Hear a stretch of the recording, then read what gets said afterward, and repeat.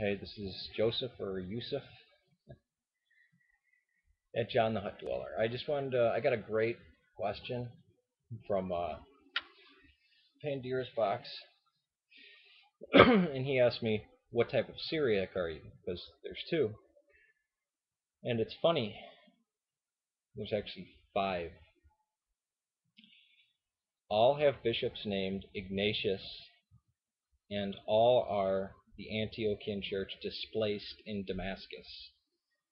So they're all in Damascus, all on Straight Street, I believe, and they all have the name Ignatius. There's Ignatius the Fourth of what we call the Greek or the Seventh Ecumenical Council Church. I don't want to call it Greek. Um, Ignatius Awas of the Syriac Oriental Church. You know, it is Oriental and Eastern are the exact same words. Uh, then you have the Maronite Church there. Then you have the Latin Catholic Church, and then you have the Melkite, which the Melkites were the Greek Orthodox that went back to Rome. Well, I shouldn't say went back to Rome.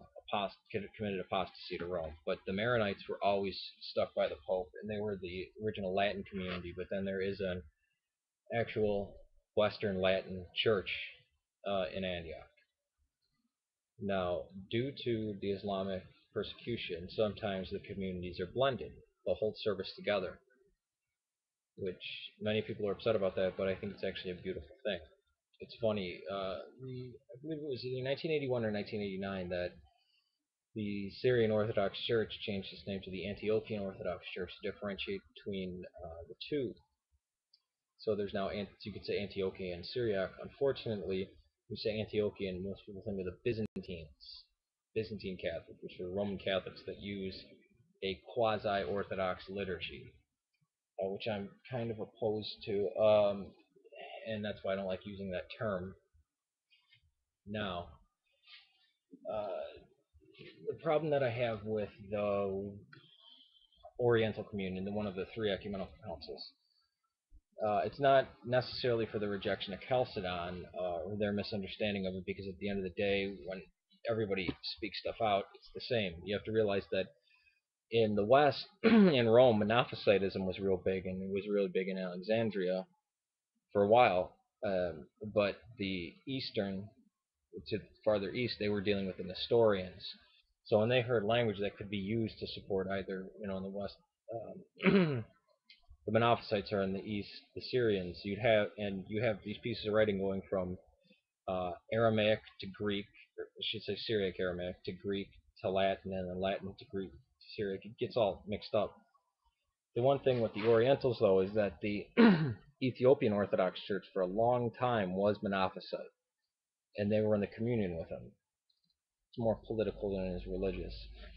The one thing that I kind of don't like about the Eastern Orthodox Antiochians is all of them use the same identical liturgy, which is fine, but it's good that it's universal, but at the same time it's kind of stamping on the indigenous people.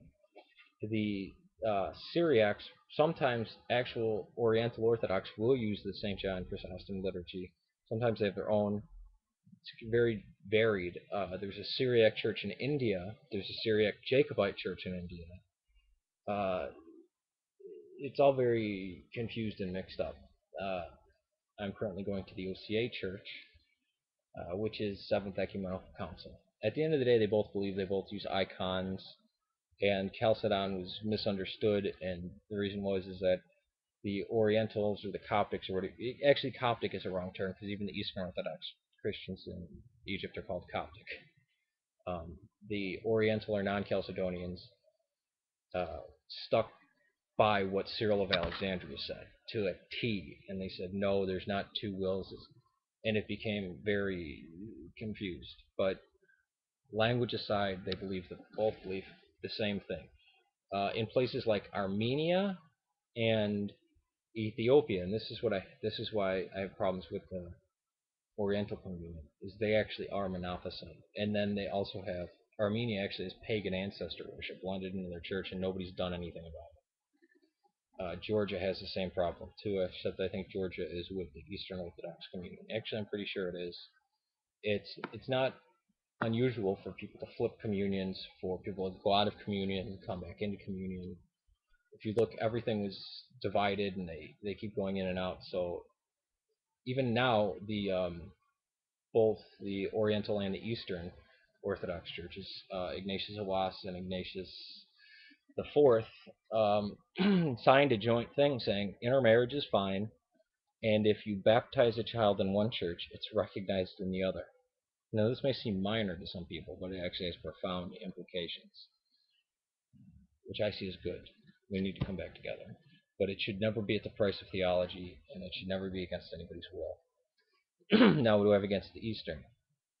Is because the Greek church, the Mount Athos monks, hijacked Jerusalem, and they installed these Greek bishops and Greek overseers and Greek priests who many times can't even speak Arabic, and they run roughshod over the people. That's why a lot of people go to the Antiochian church. And this is why Antiochians in the Middle East, or any ethnic ones, do not like being called Greek Orthodox.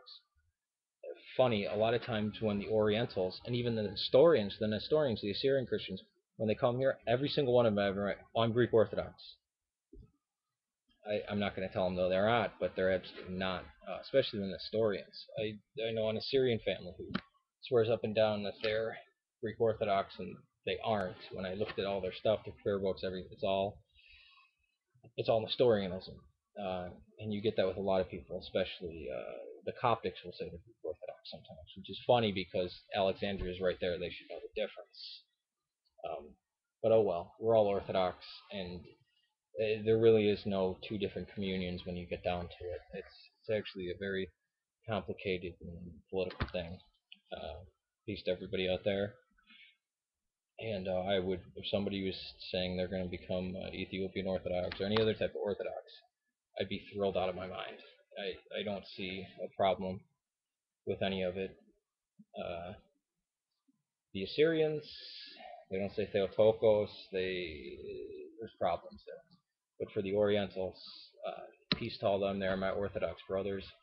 I would not hesitate to take communion in the church, but I won't take communion in a church that is not mine out of respect. You don't just go into somebody's place and do their stuff. Even when I went to OCA, I didn't take communion for the longest time. And then after I was there, after I talked to the priest, after I confessed to him, yeah, then I took communion. And I don't see that as apostasy. I don't see that as anything bad. Um, what else was I going to say? I would have no problem confessing my sins to any Orthodox priest. Um, I would have no problem with them blessing me, blessing anything icons. I have many icons from around the world, even Catholic icons, but they're canonical. I don't take any non-canonical icons. Well, actually, I do. I just don't pray in front of them. I don't worship the icons. It's like the ark. It's a focal point of prayer and meditation. That's why there's rules. It's not art. They're made in a specific way. In the West, they've become art, and you have Michelangelo and all these Leonardo and all these people making whatever they want. But peace to you. I hope that clears up the question. And I'm glad the question was asked because I need to have it made. Don't I look funny now? I think not the beard. I think I wound up looking fat on TV because I wound up being so pale this summer. Okay, this little guy's had enough of me making a video.